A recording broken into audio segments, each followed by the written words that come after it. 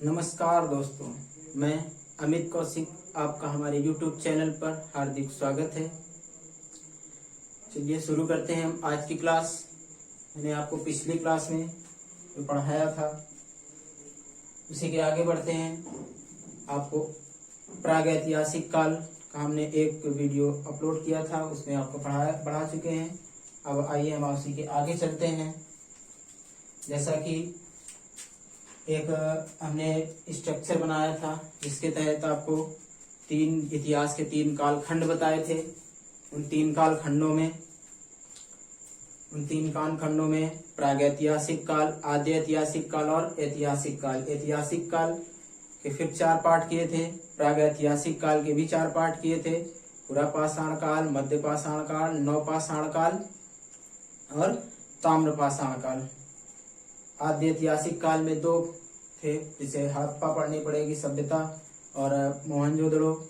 और ऐतिहासिक काल में आपको पढ़ना पड़ेगा प्राचीन इतिहास, मध्य इतिहास और आधुनिक इतिहास। प्रागैतिहासिक काल में हम आपको पुरापाषाण और मध्य पाषाण और नवपाषाण, ताम्रपाषाण काल पढ़ा चुके थे। अब एक हमारे जो आर्कियोलॉजिक थे या पुरातत्व विभाग के जानकार थे, उनका नाम था जॉन ब्रूस। उन्होंने लिखित साक्ष्य के आधार पर भारत के इतिहास को 3 पार्ट में बांटा था। लेकिन जो हमारे दूसरे थे क्रिश्चियन थॉमसन, जे थॉमसन से याद रखेंगे, जे हटा के क्रिश्चियन थॉमसन ने भारत को पुरातत्व के आधार पे बांटा। यहाँ पर पत्थर मिला और तांबा मिला। पत्थर के साथ साथ तांबा मिला, इसलिए इस काल को पाषाण काल और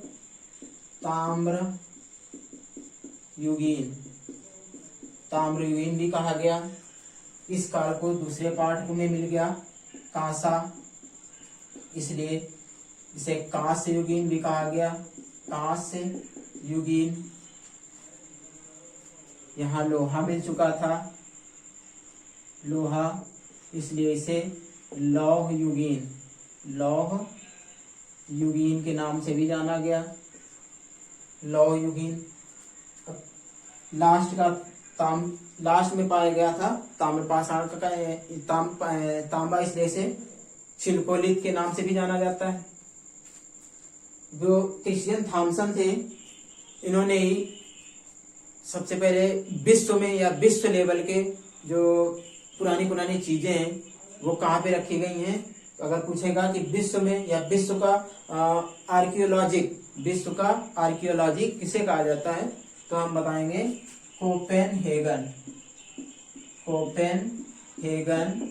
कोपेनहेगन में विश्व संग्रहालय या पुरानी चीजें रखी गई हैं, पुरानी वस्तुएं। कोपेनहेगन पुरानी वस्तुएं, जहां पे भी कोई चीज मिलती थी तो उसे ले जाके कोपेनहेगन यानी डेनमार्क में विश्व का पुरातत्व संग्रहालय बनाया गया या म्यूजियम बनाया गया, जहां पर पुरानी चीजें रखी गई हैं। ये क्वेश्चन यूपीएससी में कई बार पूछ चुका है। कि ये चीजें यानी विश्व का आर्कियोलॉजिक म्यूजियम कहाँ है, तो कोपेनहेगन। तो जब विश्व का पूछा, जैसे कोई वस्तु मिली या हड़प्पा सभ्यता में 4 ईंट निकली, 1 ईंट उठा के ले जाके कोपेनहेगन में रख दी गई। कुछ मृत भांड मिले, उनमें से 1 उठा के यहाँ पे रख दिया गया। तो क्या भारत में नहीं पूछ सकता ऐसा कि भारत में कहाँ पे है संग्रहालय? तो भारत में जो पुरानी वस्तुओं का संग्रहालय है वो है भोपाल में मानव या आर्कियोलॉजिक्स म्यूजियम भोपाल में है, जिसका नाम है मानव संग्रहालय। मानव संग्रहालय भोपाल में, इसका नाम बदल चुका है। अब इसका नाम हो चुका है इंदिरा गांधी मानव संग्रहालय, संग्रहालय, इंदिरा गांधी मानव संग्रहालय। फिर पूछ सकता है कि जो मानव संग्रहालय है ये किस मंत्रालय के अधीन आता है, ये किस मंत्रालय के अधीन आता है, तो बताएंगे ये संस्कृति मंत्रालय के अधीन आता है। संस्कृति, संस्कृत नहीं, संस्कृति, कल्चर, संस्कृति मंत्रालय के अंतर्गत आता है हमारा मानव संग्रहालय। इसका नाम अब हो चुका है इंदिरा गांधी मानव संग्रहालय। इसका जो स्थापना के संस्थापक माना जाता है वो कनिंघम को माना जाता है। संस्थापक या मानव संग्रहालय, भारतीय मानव संग्रहालय के जनक कनिंघम को माना जाता है। कनिंघम, कनिंघम ये एक भूगोलवेत्ता थे। इन्होंने ही कई सारी चीजें निकाल के इस जगह रख के इसके पुरातत्व विभाग बनाया और इसकी स्थापना कर दी और इसका नाम रखा मानव संग्रहालय। अब नाम बदल के हो चुका है इंदिरा गांधी संग्रहालय। चलिए, ये तो हमारा त्रियुगीन, ये विभाजन हमारा ये लिखित साक्ष्य के आधार पे ना होके इसका ऐसा था, ये पुरातात्विक साक्ष्य के आधार पर है, पुरातात्विक साक्ष्य के आधार पे, या इसी को बोल सकते हैं त्रियुगीन विभाजन, त्रियुगीन विभाजन या त्रियुगीन विभाजन क्रिश्चियन थॉमसन ने किया था, जबकि लिखित साक्ष्य पर विभाजन किया था जॉन ब्रूस ने। जॉन ब्रूस ने भारत के इतिहास को 3 में बांटा, वो भी लिखित साक्ष्य के अनुसार, आद्य ऐतिहासिक, प्रागैतिहासिक, आद्य ऐतिहासिक और ऐतिहासिक। जबकि इन्होंने क्रिश्चियन थॉमसन ने बांटा 3 पार्ट में, वो भी पुरातात्विक सर्वे के अनुसार, पाषाण काल या ताम्रपाषाण काल या कांस्ययुगीन या आदि ऐतिहासिक काल को बांटा लौह युगीन। चलिए आइए शुरू करते हैं। आपको 3 चीजें हमने पढ़ा दी, आइए अब आगे बढ़ते हैं। जैसे कि आपको एक स्ट्रक्चर बनवाया था हमने, उस स्ट्रक्चर में ये था हमारा प्रागैतिहासिक, था आद्य ऐतिहासिक, इधर था ऐतिहासिक। ऐतिहासिक, प्रागैतिहासिक में पूरा पाषाण, मध्य पाषाण, और ये था नवपाषाण। आदि में था हड़प्पा और सिंधु सभ्यता। ऐतिहासिक में था प्राचीन, मध्य और आधुनिक। ने आपको पूरा पाषाण काल, मध्य पाषाण काल और नवपाषाण काल पढ़ा दिया है, और इसी में पढ़ा दिया आपको ताम्र पाषाण काल। ताम्र पाषाण काल ये आप पढ़ चुके हैं।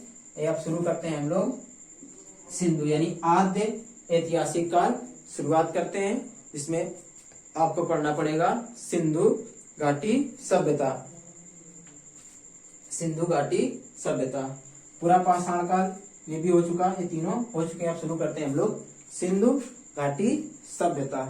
क्योंकि ये सभ्यता नदी घाटी के तट पर पाई जाती थी, या जितनी भी सभ्यताएं थी ज्यादातर नदियों के किनारे ही फलती फूलती थी, इसलिए उन्हें नदी घाटी सभ्यता बोला जाता था। और जो सिंधु नदी थी, सिंधु, और ये सिंधु नदी के तट पर जो सभ्यता मिली उसे कहा गया सिंधु घाटी की सभ्यता।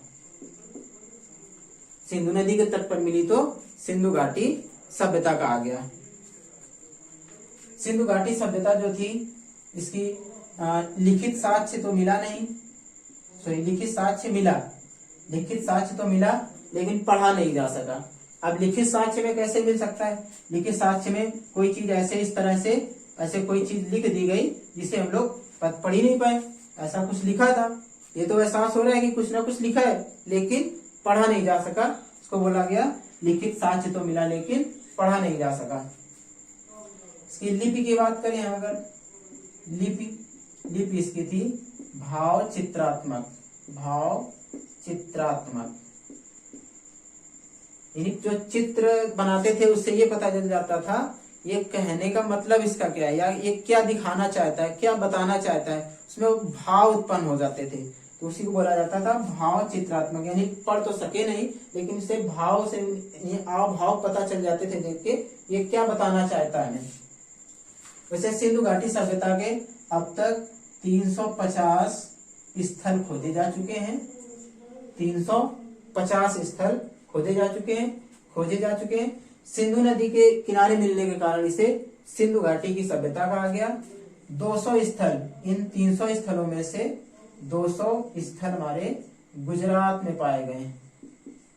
गुजरात 300 स्थल अब तक खोजे गए, 300 में से 200 गुजरात में पाए गए। अब बात करते हैं हम लोग सिंधु घाटी सभ्यता हमें पता कैसे चली।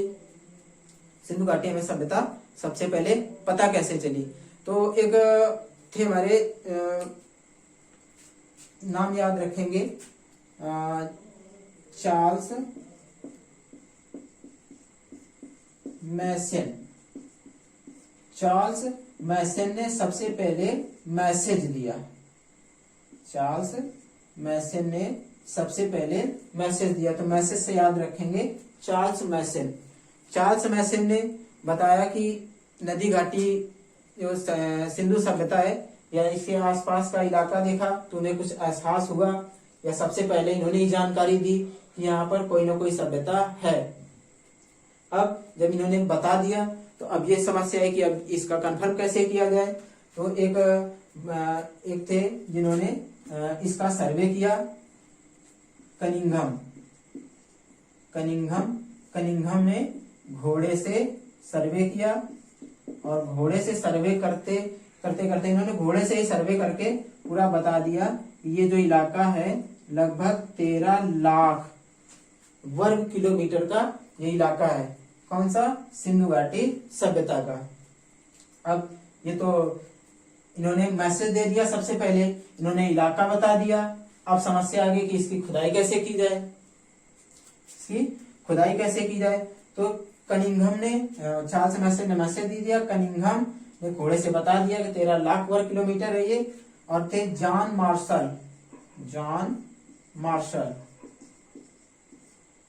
मार्शल को ये बताया गया कि आपको इस जगह की खुदाई करानी है, या इस जगह जो भी मिलेगा आपको खोदना है। तो जॉन मार्शल ने हायर किया दयाराम साहनी को। दयाराम साहनी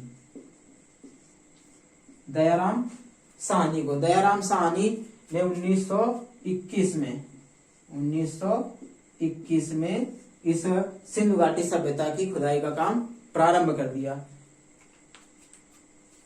चार्ल्स मैसन ने मैसेज दिया, कनिंघम ने उसका क्षेत्रफल बताया, यानी 13 लाख वर्ग किलोमीटर था, जबकि जॉन मार्शल ने दयाराम साहनी के द्वारा इसकी खुदाई कराई। अब जो मार्शल थे इन्होंने ही जो सिंधु शब्द मिलता है, ये सिंधु घाटी या सिंधु सभ्यता जो शब्द आया है वो जॉन मार्शल ने दिया था, जो इसकी जो इनका ठेका मिला था खोदने के लिए कि इसको खुदाई करानी है। जॉन मार्शल ने इसकी नाम दिया था सिंधु घाटी सभ्यता। चलिए अब देखते हैं हम, जो सिंधु घाटी सभ्यता थी वो किस सिंधु घाटी सभ्यता जी थी वो त्रिभुजाकार की थी। त्रिभुजाकार सिंधु घाटी सभ्यता में जो त्रिभुजाकार थी, वैसे जगह 4 मिलती हैं। अगर इधर देखें हम, पाक में जगह पड़ती है सुतकांगेडोर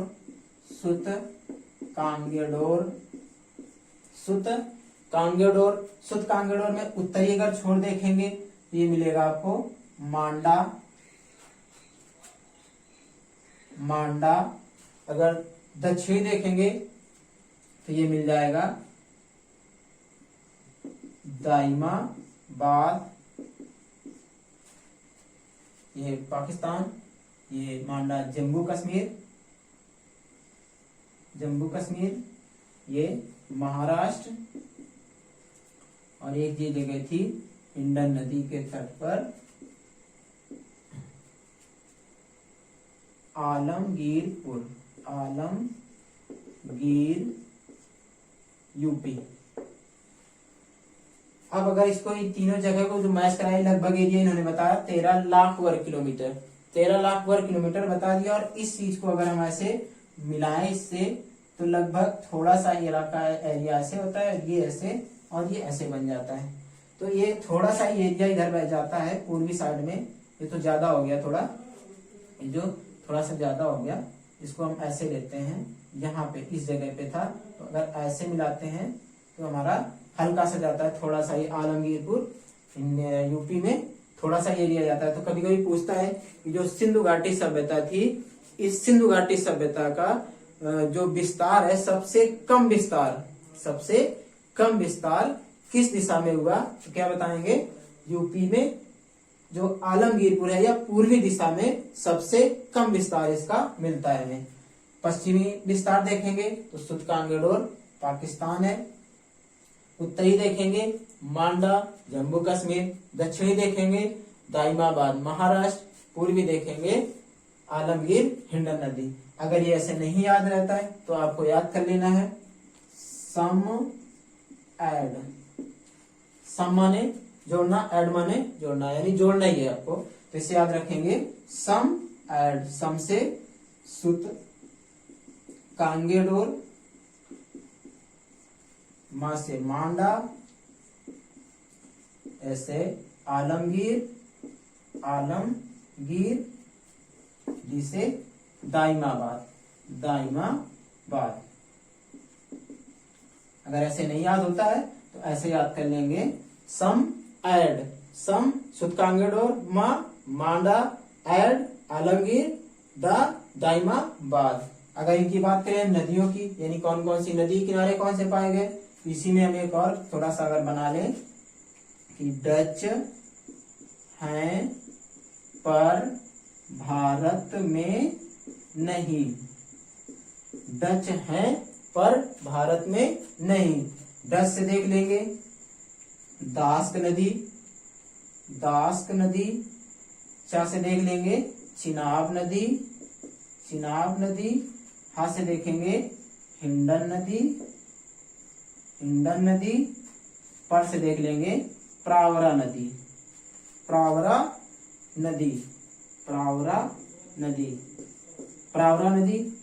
जो है ये गोदावरी की सहायक नदी है। अगर आपको गोदावरी मिलता है तो गोदावरी करेंगे, अगर नहीं मिलता है तो प्रावरा नदी मिलता है तो हम प्रावरा नदी करेंगे। ये है गोदावरी की सहायक नदी, प्रावरा नदी जो है गोदावरी की सहायक नदी है। ये याद रहेगा इससे। सबसे पहले सब मैसेज दिया था चार्ल्स मैसन ने, कनिंघम को हायर किया, इन्होंने चार्ल्स मैसन ने मैसेज दे दिया, कनिंघम ने इसका जो पूरा इलाका था उससे माप के बताया कि लगभग 13 लाख वर्ग किलोमीटर है। जॉन मार्शल को ठेका दिया गया कि आपको इस जगह की खुदाई करानी है। जॉन मार्शल ने हायर किया दयाराम साहनी को। सिंधु घाटी सभ्यता जो शब्द मिलता है ये दिया था जॉन मार्शल ने। अब जो सिंधु घाटी सभ्यता, अब बात करते हैं इसकी अगर हम कि ये शहरी सभ्यता थी या ग्रामीण सभ्यता थी। जो दयाराम साहनी थे, क्योंकि खुदाई का काम दयाराम साहनी ने किया, दयाराम साहनी को ही नालियां पूरी तरह सुव्यवस्थित मिली, ढकी हुई मिली, नालियां जो थी रोड के किनारे थी। इससे ये पता चला कि जो सिंधु घाटी सभ्यता थी वो एक शहरी सभ्यता थी।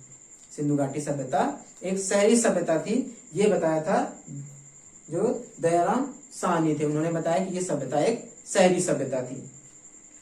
चलिए आगे चलते हैं, इतना याद रहेगा। अब थोड़ा सा पीछे देख लेते हैं, उसके बाद बढ़ेंगे आगे। सबसे पहली बार आपको विभाजन किया था, त्रियुगीन विभाजन किया था क्रिश्चियन थॉमसन ने, जबकि लिखित साक्ष्य पे आधार पे विभाजन किया था जॉन ब्रूस ने। 3 पार्ट में बांटा गया। फिर पूछता है कि जो आग का आविष्कार पूरा पाषाण काल। इसी आग में सबसे बड़े पत्थर होते थे जिसके तहत मनुष्य कच्चा मांस खाता था। इसी मनुष्य को ही आदि मनुष्य के नाम से, आदि मानव के नाम से जाना जाता था। जो आज हम लोग हैं होमोसेपियंस, जो होमोसेपियंस है वो नवपाषाण काल से मिलता है, क्योंकि नवपाषाण काल में मनुष्य सुव्यवस्थित ढंग से जीना सीख चुका था या व्यवस्थित क्रम से रहना सीख चुका था, खाना खाना सीख चुका था, कच्चा मांस कहीं हद तक कम हो चुका था खाना, खेती करने लगा था। इस तरह से ये जो नवपाषाण काल का मनुष्य था उस मनुष्य को होमोसेपियंस कहा गया, जबकि पुरापाषाण काल के मनुष्य को आदि मानव कहा जाता था। फिर पूछता है कि चिलकोलित किसे कहा जाता है, तो ताम्रपाषाण काल को चिलकोलित कहा जाता है। सबसे पहली बार अगर मृदभांड की बात करें तो हरियाणा में पाया गया। सबसे ज्यादा किस रंग के मिले थे, गेरुवर्णी मिले थे। कहाँ पे मिले थे, हस्तिनापुर में सर्वाधिक मिले थे। पहला आपका हरियाणा में मिल गया। जो पहिए का आविष्कार था वो नवपाषाण काल में करता है। आग का आविष्कार पुरापाषाण काल में। कुत्ता पालता है, जो व्यवस्थित ढंग से कुत्ता पाला था वो पाला था नवपाषाण काल में, जबकि कुत्ते का जो पालने का क्रम था वो शुरू हो चुका था मध्यपाषाण काल से। खेती करना प्रारंभ मध्यपाषाण से हुआ, लेकिन सुव्यवस्थित ढंग से खेती करना सीख चुका था नवपाषाण काल में। नवपाषाण काल में जो मेहरगढ़ जगह थी, कभी कभी पूछता है कि जो कौन सी ऐसी जगह थी जो प्रागैतिहासिक काल, आद्य ऐतिहासिक काल और ऐतिहासिक काल तीनों में उस सभ्यता के साक्ष्य पाए जाते हैं, या उस जगह पर तीनों काल समय की वस्तुएं पाई जाती हैं, या सबसे ज्यादा समय तक चलने वाली जो सभ्यता थी वो थी वही मेहरगढ़, जो सबसे ज्यादा समय तक चलता रहा। फिर पूछता है कि कभी कभी सबसे ज्यादा यानी मनुष्य ने सबसे ज्यादा अपना टाइम किस काल में बिताया, तो बताना है पूरा पाषाण काल में, क्योंकि 25 लाख साल से शुरू होकर ये जाता है 12,000 साल तक। तो सबसे ज्यादा टाइम था, लगभग हम मान लेते हैं 25,000 के हिसाब से। 12,000 कुछ कोई वैल्यू नहीं रखता है, 25 लाख के हिसाब से 12,000 की कोई वैल्यू नहीं। तो ये लगभग हम मान सकते हैं कि 25 लाख साल तक सबसे ज्यादा मनुष्य पुरापाषाण काल में ही रहा था। चलिए अब पूछता है कभी कभी कि सबसे ज्यादा जो सबसे जो मृद भांड है, सबसे पहली बार मृद भांड बनना कहाँ से प्रारंभ होते हैं, क्योंकि जब खेती करने लगा तो उसे अनाज ले जाने के लिए मृद भांड बनाना पड़ा और उसी के नीचे पहिया लगा दिया। तो मृद भांड घड़ा का एक बड़ा सा रूप होता है। मृद भांड से घड़ा का हम समझ सकते हैं कि घड़ा है, तो उसी को थोड़ा सा उठा के मृद भांड बना लिया। चलिए आज आपका 3 ये प्रागैतिहासिक काल और खत्म हो चुका है। आदि ऐतिहासिक काल का आपको हड़प्पा या सिंधु सभ्यता के बारे में जानकारी दी गई। अब कल जो नेक्स्ट क्लास होगी वो आपकी वहां से शुरू करेंगे। सिंधु या इसको हम कह सकते हैं सीधे हड़प्पा सभ्यता। हड़प्पा सभ्यता यानी शुरू करेंगे हड़प्पा सभ्यता से शुरू हो जाएगी।